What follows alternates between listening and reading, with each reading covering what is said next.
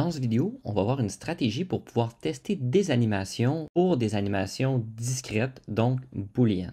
Pour commencer, je vais aller dans le wizard et puis je vais m'ajouter un interrupteur comme celui-ci. Je vais faire OK, je l'ajoute ici. Je vais aller le modifier, donc je vais faire un double clic dessus.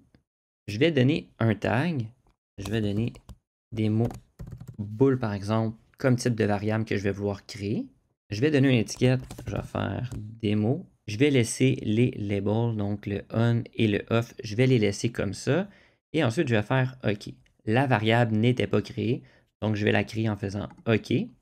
De type memory discrete.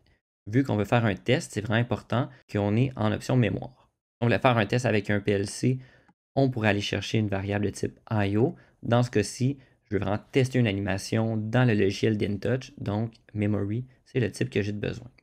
Je vais faire save, close. Maintenant, j'ai mon interrupteur.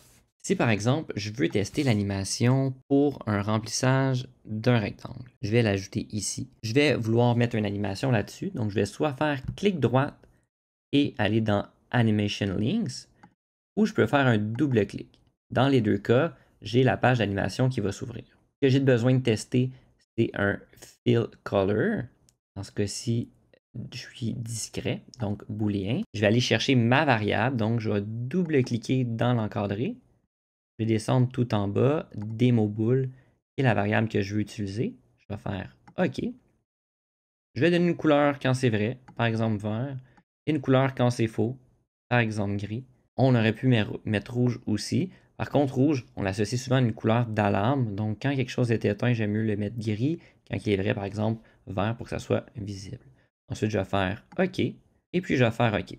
À ce moment-là, je vais pouvoir aller dans mon runtime qui va ouvrir le window viewer d'InTouch qui va me permettre de tester en temps réel qu'est-ce qui se passe. Donc, je clique sur runtime.